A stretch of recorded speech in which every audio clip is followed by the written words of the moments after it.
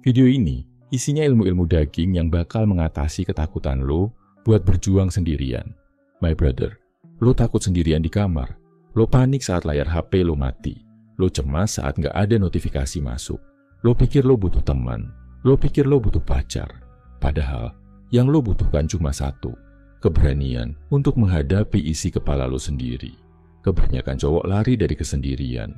Mereka anggap itu hukuman. Mereka anggap itu kutukan jomblo. Salah besar. Kesendirian adalah kemewahan. Kesendirian adalah bengkel para raja. Hari ini kita akan bedah isi kepala lo. Kita pakai 10 buku terbaik dunia. Kita ubah lo dari pecundang yang kesepian menjadi petarung yang menikmati kesunyian. Buku pertama adalah Silence in the Age of Noise. Penulisnya bernama Erling Kagge. Orang ini gila. Dia orang pertama yang jalan kaki ke 3 kutub. Kutub utara, kutub selatan, dan puncak Everest. Dia jalan sendirian di hamparan es selama 50 hari. Tanpa radio, tanpa internet, tanpa suara manusia. Hanya ada dia dan suara langkah kakinya. Erling Kagge menampar kita dengan satu fakta. Kebisingan adalah narkoba. Suara notifikasi itu candu. Suara musik di telinga lo itu pelarian. Kita takut hening karena kita takut mikir. Di zaman modern ini, hening itu mahal. Hening adalah barang mewah orang kaya. Cuma orang miskin mental yang ribut. Mereka butuh validasi tiap detik. Tugas lo mulai hari ini simpel. Matikan musik saat lo jalan kaki. Cabut earphone lo saat di kendaraan umum. Biarkan dunia ini hening. Rasakan ketidaknyamanan itu. Itu bukan rasa sakit. Itu rasa detoksifikasi mental. Duduk diam di kursi taman. Jangan bawa HP. Lihat pohon. Lihat langit. Jadilah seperti Erling Kagge di kutub selatan. Bedanya kutub lo adalah kamar lo sendiri. Jadilah tuan di dalam keheningan itu. Buku kedua adalah Solitude: A Return to the Self.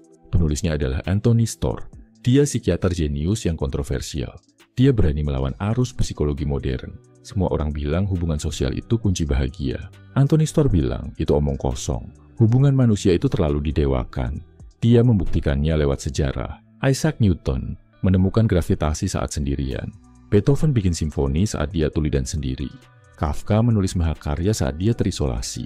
Kapasitas untuk menyendiri adalah tanda kedewasaan. Kalau lo cuma bahagia pas rame, lo itu bayi. Bayi nangis kalau ditinggal ibunya. Pria dewasa tenang saat ditinggal dunia. Otak lo butuh istirahat dari drama manusia. Otak lo butuh ruang buat menyusun ide. Analogi sederhananya adalah mesin mobil balap. Mesin itu nggak diperbaiki saat balapan. Mesin itu diperbaiki di garasi yang sepi. Lo adalah mobil balap itu. Kesendirian adalah garasi lo alias pit stop. Jangan berharap lo bisa ngebut terus. Masuk garasi sekarang. Kunci pintunya. Ambil kertas dan pena. Tulis ide lo. Gambar rencana lo. Ciptakan sesuatu yang nggak mungkin lahir di keramaian. Jadilah jenius di dalam gua lo. Buku ketiga adalah Walden. Penulisnya adalah Henry David Thoreau. Laki-laki ini punya nyali baja. Dia ninggalin kota yang nyaman. Dia pergi ke hutan belantara. Dia bangun gubuk kayu pakai tangan sendiri. Dia hidup di sana 2 tahun sendirian. Bukan karena dia benci manusia, tapi karena dia mau menghisap sumsum kehidupan.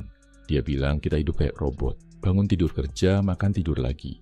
Kita nggak sadar kalau kita hidup. Thoreau menampar lo dengan konsep deliberate living. Hidup dengan sengaja. Lo sendirian bukan karena nasib. Lo sendirian karena pilihan sadar. Lo memilih untuk minggir dari arus sungai.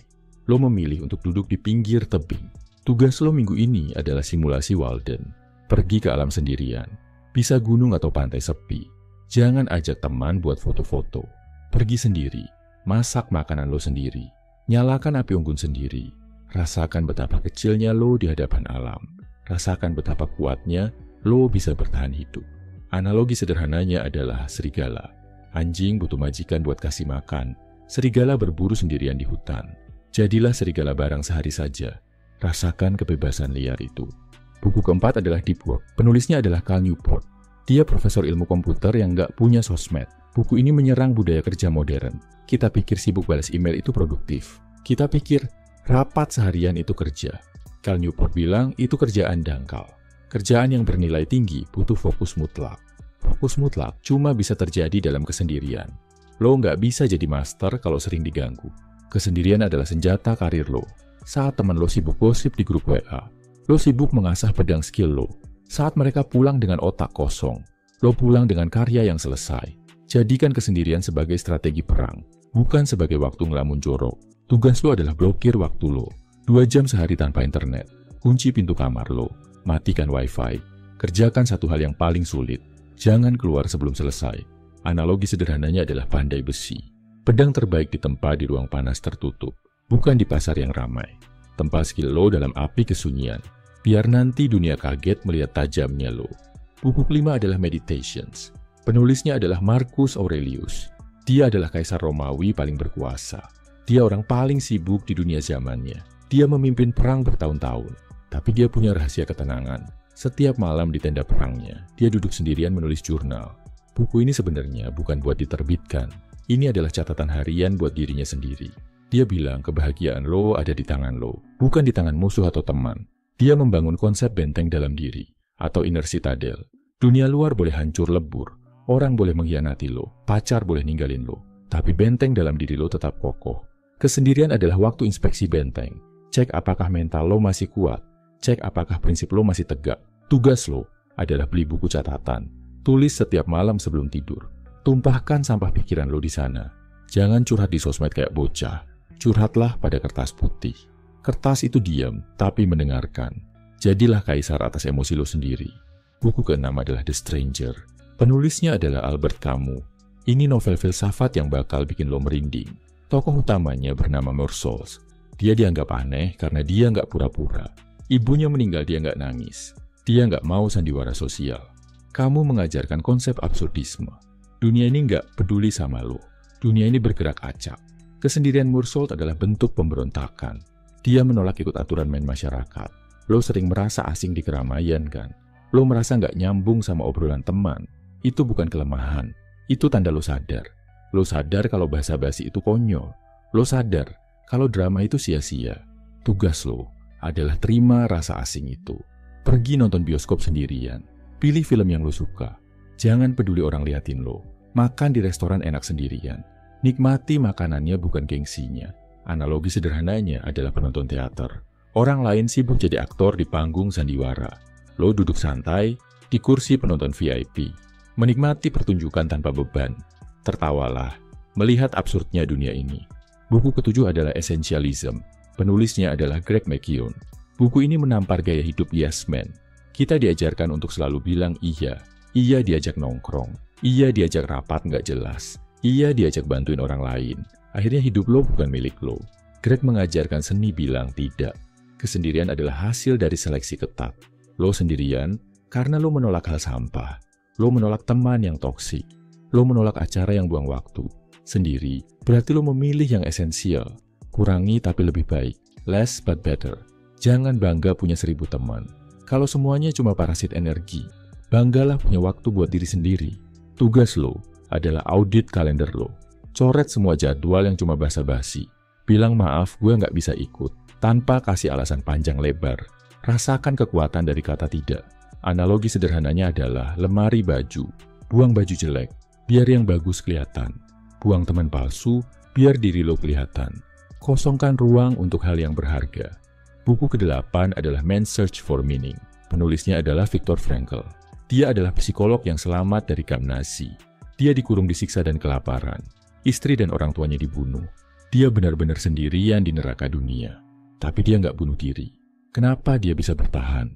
Karena dia menemukan makna dalam penderitaan. Dia sadar satu hal. Musuh bisa ambil segalanya dari lo. Baju lo, harta lo, bahkan nama lo. Tapi musuh nggak bisa ambil satu hal. Kebebasan lo memilih respon. Kebebasan lo menentukan sikap di dalam sel isolasi yang gelap. Viktor Frankl membangun dunianya sendiri. Dia membayangkan dia sedang mengajar kuliah. Dia membayangkan masa depan. Kesendirian bukan akhir segalanya. Kesendirian adalah ujian mental terberat. Kalau lo bisa bahagia saat lo hancur, maka lo nggak terkalahkan. Tugas lo, saat lo merasa sepi dan sedih, jangan mengeluh di status WA. Tanya sama diri lo sendiri, apa makna dari rasa sakit ini? Apa yang mau diajarkan Tuhan lewat sepi ini? Jadikan penderitaan lo sebagai bahan bakar. Analogi sederhananya adalah batu bara. Batu bara ditekan bumi jadi berlian. Lo ditekan sepi, harus jadi berlian. Buku ke-9 adalah Quiet. Penulisnya adalah Susan Cain. Buku ini adalah pembelaan kaum introvert. Dunia ini didesain buat ekstrovert. Sekolah, kantor, pesta, semuanya ribut. Introvert dianggap sakit atau pemalu. Susan Cain bilang, introvert itu superpower. Introvert punya baterai sosial yang beda. Kita ngecharge energi saat sendirian. Extrovert ngecharge energi saat keramaian. Jadi kalau lo merasa lelah habis nongkrong, itu bukan karena lo aneh. Itu karena baterai lo habis. Lo butuh colokan listrik. Dan colokan listrik lo ada di kamar sepi. Jangan paksa diri lo jadi orang lain. Jangan paksa jadi party animal. Terima sifat biologis lo. Kesendirian adalah waktu pemulihan. Tanpa itu, lo bakal rusak. Tugas lo adalah bikin ritual recharge. Setiap pulang kerja atau sekolah, masuk kamar diam 1 jam, baca komik, main game, atau tidur. Jangan biarkan orang ganggu. Bilang ke orang rumah lo butuh waktu. Analogi sederhananya adalah HP mahal. Fiturnya canggih tapi boros baterai. Lo harus sering dicolok biar nyala terus. Jangan malu bawa charger lo kemana-mana, yaitu ruang privasi lo sendiri. Buku ke-10 adalah Letters from a Stoic. Penulisnya adalah Seneca. Dia filsuf kaya yang dibuang ke pengasingan. Dia hidup jauh dari kemewahan Roma. Tapi dia justru bersyukur. Dia bilang, kemewahan bikin pria lemah. Kesendirian dan kesulitan bikin pria kuat. Seneca mengajarkan kita bersahabat sama diri sendiri. Dia bilang, orang bodoh tersiksa saat sendiri. Karena dia terjebak sama orang bodoh, yaitu dirinya sendiri. Orang bijak bahagia saat sendiri. Karena dia ditemani orang bijak, yaitu dirinya sendiri juga. Apakah lo orang yang asik diajak ngobrol? Apakah lo teman yang baik buat diri lo? Kalau lo bosan sendirian, berarti diri lo membosankan. Tingkatkan kualitas diri lo. Baca buku biar otak lo isi. Olahraga biar badan lo enak, biar pas lo sendirian lo nggak ngenes. Pergi ke tempat asing sendirian, tanpa bawa HP atau buku. Duduk dan amati pikiran lo. Jadilah sahabat terbaik buat diri lo. Analogi sederhananya adalah rumah kosong. Kalau rumahnya hantu, lo takut masuk. Kalau rumahnya istana, lo betah di dalam. Hiasi jiwa lo biar jadi istana, bukan rumah hantu yang menyeramkan. My brother, 10 buku ini adalah peta. Peta menuju kekuatan mental yang absolut. Jangan takut lagi makan sendirian. Jangan takut lagi malam minggu sendirian. Itu adalah waktu lo menajamkan taring. Dunia di luar sana berisik dan palsu. Di dalam diri lo ada kebenaran. Ambil waktu lo. Nikmati diam lo. Jadilah pria yang utuh, tanpa perlu validasi siapapun. Salam My Video Man, semangat bro.